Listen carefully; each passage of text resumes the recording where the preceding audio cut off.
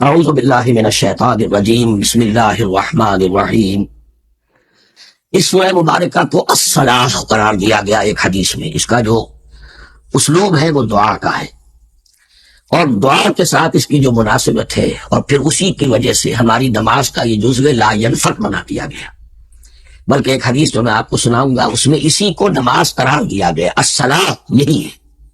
ویسے وہ حدیث مبارک موجود ہے، من لم یقرأ بفاتحۃ الکتاب لا صلاۃ لمن لم یقرأ بفاتحۃ الکتاب۔ جو شخص سورہ فاتحہ کی تلاوت نہیں کرتا اس کی کوئی نماز نہیں۔ اس کے حوالے سے بھی ہمارے ہاں دو مسلک ہیں، ذکر صرف اس لیے کر رہا ہوں کہ آپ کے علم میں ہو، کوئی بنیادی فرق نہیں ہے۔ کسی بھی ایک رائے کا انسان قائم اور حامل ہو سکتا ہے بغیر اس کے کہ دوسرے کو بالکل غلط قرار دے، بلکہ یہ تو اس کے لیے بھی گنجائش اپنے ذہن میں اور اپنے دل میں۔ اور دوسری آیت یہ ہے کہ اس کا حصہ نہیں ہے۔ اسی اعتبار سے یہ کہ یہ سورہ مبارکہ نماز میں پڑھی جانی ضروری ہے، لا صلاۃ لمن لم یقرأ بفاتحۃ الکتاب۔ البتہ یہ اختلاف ہے، یہ بات جو میں ذکر کر رہا تھا جو ذہن سے نکل گئی، کہ آیا مقتدی جو ہے امام کے پیچھے کھڑا ہو کر جب نماز پڑھ رہا ہو تو کیا اس صورت میں بھی اس کے لیے لازم ہے کہ سورہ فاتحہ پڑھیں؟ اس میں دو رائے ہو گئی، بلکہ تین۔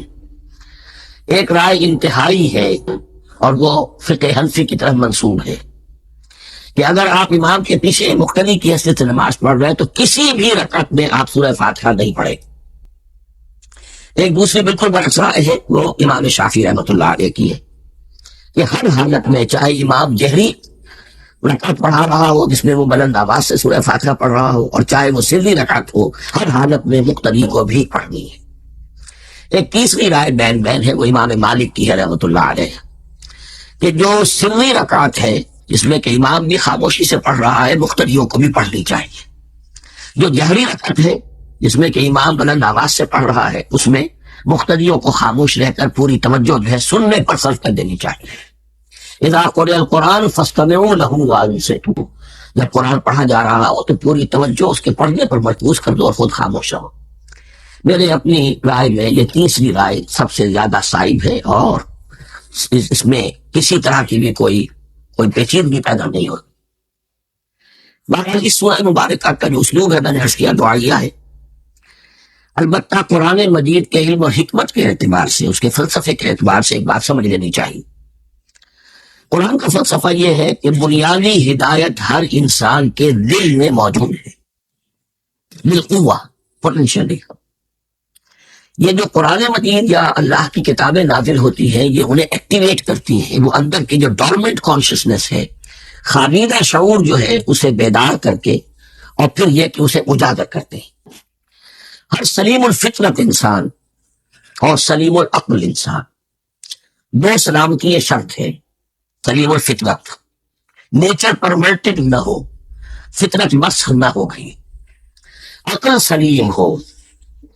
ان دونوں چیزوں کا نتیجہ یہ نکلتا ہے کہ وہ انسان از صدق، بغیر کسی وحی کی رہنمائی کے، بغیر کسی نبی کی تعلیم کے سے استفادہ کیے ہوئے از خود بھی کچھ حقائق تک پہنچ جاتا۔ اور وہ حقائق کیا ہے؟ نمبر ایک یہ کہ اس کائنات کا ایک خالق ہے، وہ ایک، اور وہ تمام صفات کمال سے متصف ہے۔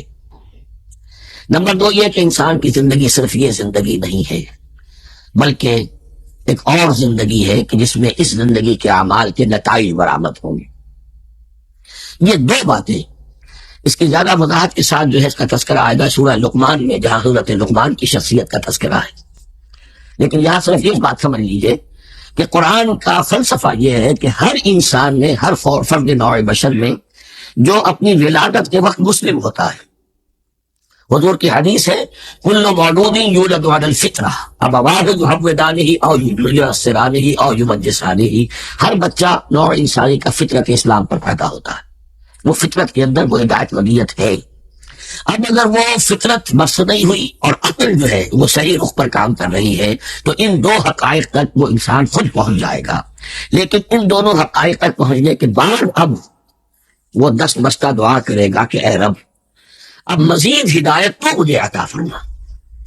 ایک تو یہ کہ میں کیا کروں کیا نہ کروں، میری عقل اس میں ٹھوکر کھا سکتی ہے، میں کسی اچھی چیز کو بری سمجھ سکتا ہوں، کسی بری کو اچھی سمجھ سکتا ہوں، تو مجھے صحیح راستہ، صحیح راہ ہدایت پر چلا۔